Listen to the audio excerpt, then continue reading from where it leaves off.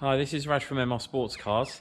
In this video I'm going to show you some helpful tips and a guide basically on how to use the Targa Roof on a 997 Gen 2.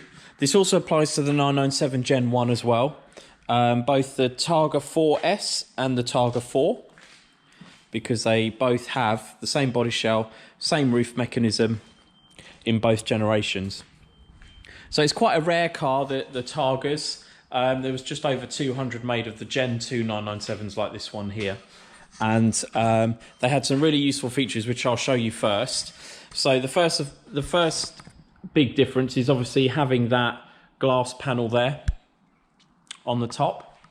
And also the rear screen does actually lift up. But before that, I'll show you the design features. So on the sides, the body shell is actually based on the convertible, so there is sort of like, that's where the rear quarter ends. It doesn't complete over the top to the A pillar at the front. This is a metal frame that attaches to the body shell, this whole sort of roof system.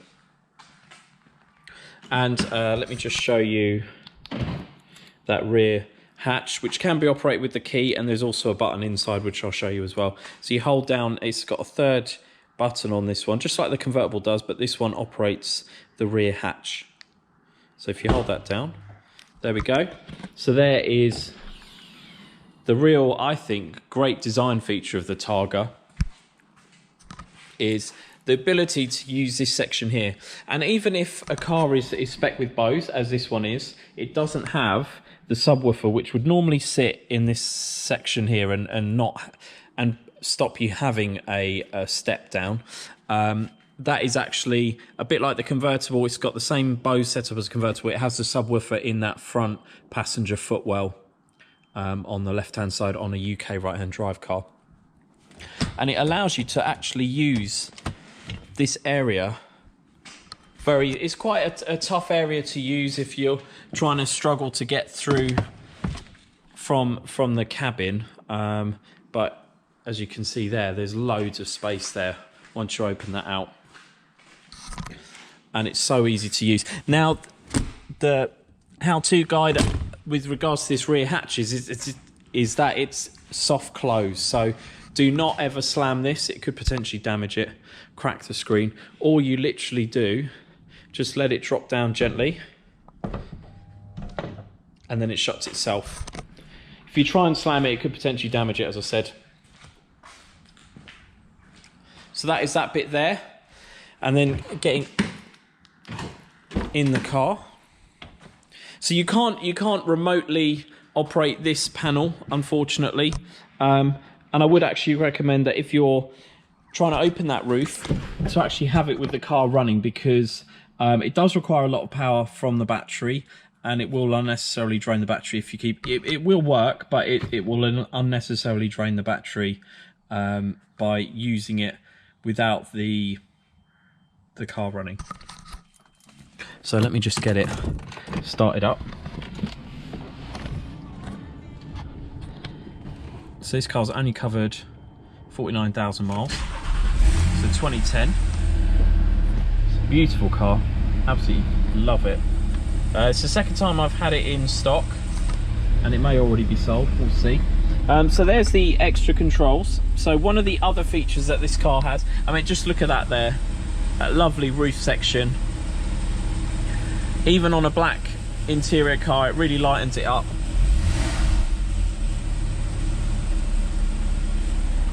The other feature it has, which is really lovely, is it has a screen, an electric screen, which is powered with that button there. So you literally just hold that down and it closes that. So just if you're leaving the car parked out in the sun, it means that it isn't a massive glass house. It will help keep it a little bit cooler, and then you just push it the other way to open it. There you go. Really simple. And then the roof section itself is powered by this one here, which you press down to open it. So that's it opening.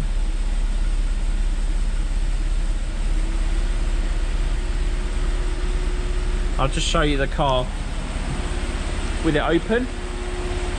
So it drops down and then slides back. And then there, now you can see all of the roof mechanism here. It has a little wind deflector which pops up, which is fantastic because if you basically don't get wind noise with it open, even at sort of 60-70 miles an hour, it doesn't buffet or make you feel like you want to shut that. And it can be operated at those kinds of speeds. It hasn't got a limit like convertibles do. You can open it up.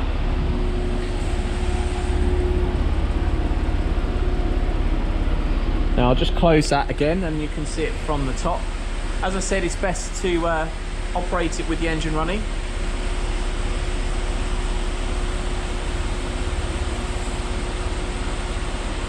So there it is, all open, all closed. Now the other big differences are with the Targa are the if it has bows, like I said, it has the subwoofer down there. Okay, so now while it's open, what I'm going to do is talk to you about some care tips I've come across. Now, with it being based on a convertible with a metal frame, they can be prone to vibrations, sort of like a knocking sound sometimes. This car is actually very good. There were a lot of warranty claims when these cars were relatively new for squeaks and rattles from the roof system, and basically Porsche don't really have a fix for it other than to replace the whole roof.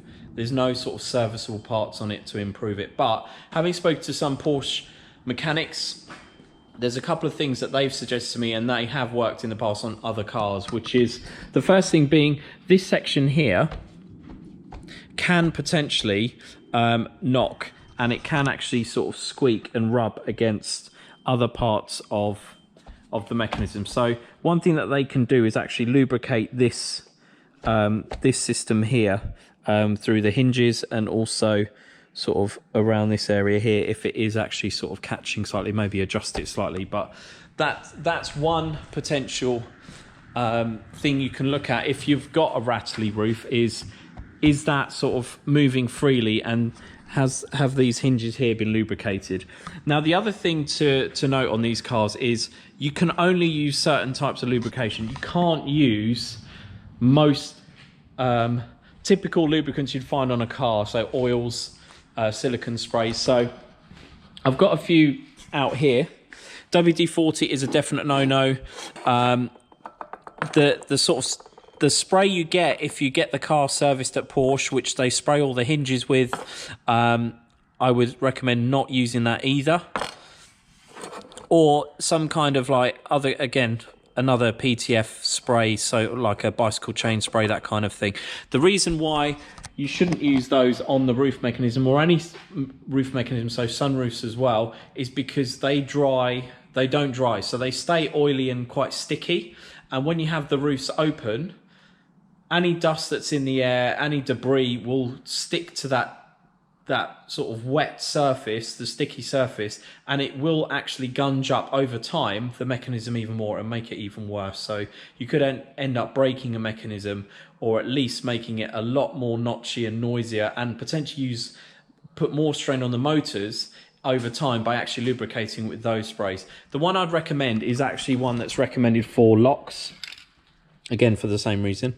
It's actually a dry PTFE. So it will spray wet, but it basically dries completely and is a non-sticky lubricant. And it's recommended for things like locks, gear mechanisms, even chains and windows. So it's hinges on windows. So again, around your house. And this is the kind of stuff I would recommend. It has to be a dry spray. So a dry graphite spray is also a similar thing, but this one's a PTFE based one, and it's anti-friction but doesn't dry sticky. And that's the spray that I would use. And I'm not going to do it on this car because it doesn't need it, but you have like a concentrated nozzle there, and you would literally just spray along the rails. So along sort of this section here, where the just along here, along that sort of guide for the the roof itself. And I'll just show you on the other side. And then just use the roof a couple of times just to let it sort of spread along there. And you can use that same spray to just spray those. And you can use that spray just to spray those hinges there as well, if on the wind deflector there are issues.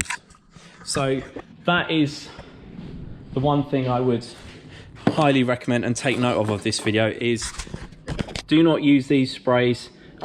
Use a dry lubricant, so either a dry graphite spray or a dry PTFE if you're gonna and it's the same actually with the roof with the rear spoilers. So the rear spoilers have the same issues where you can lubricate them with a dry spray, but if you use a wet spray over time it will clog it up again and it will make it potentially worse than it was in the first place. So that's a big thing to take note of when caring for these cars. I mean, in terms of other maintenance, as I said, they can put a strain on the battery. Also, if they really, you can use them with a fully charged battery, and even if with a fully charged battery, the roof mechanism isn't working as it should, it could potentially be the motors are at the end of their life that power it, or it could just be as simple as getting a new battery, a higher amp hour battery fitted to the car, and then it should work, or just a new battery. So that's something to bear in mind as well. But with it all working, it is a fantastic design feature, and also it's really practical. And when you're inside, it is just brilliant. Absolutely brilliant to be in here with the roof open. I mean, all of that air up there just really makes it a very special place to be. So I'm just going to close it now again with the car running, so you can see it close. It's just such a beautiful design. I just love the way it just sort of glides up and then sort of slots back into place. Such a beautiful, but again, I mean, it's even with it closed, you've got a lot of light coming through. Even on this dark evening, it's sort of lighting up the cabin really, really nicely. And when you're sort of driving down a B road, you've got the trees sort of rushing over you. It gives you more of a sense of speed than the coupe can ever have. Even with the sunroof coupe, so the sunroofs are actually quite a small opening compared to the Targa roof. And I know on more modern cars, this kind of roof would probably be called a panoramic roof, because that's essentially what it is. It is roof, like sort of roof rail to roof rail, full size panel, and that's a panoramic roof. But obviously this was ahead of its time, and to have that rear hatch that opens is a real sort of draw for owning one of these cars.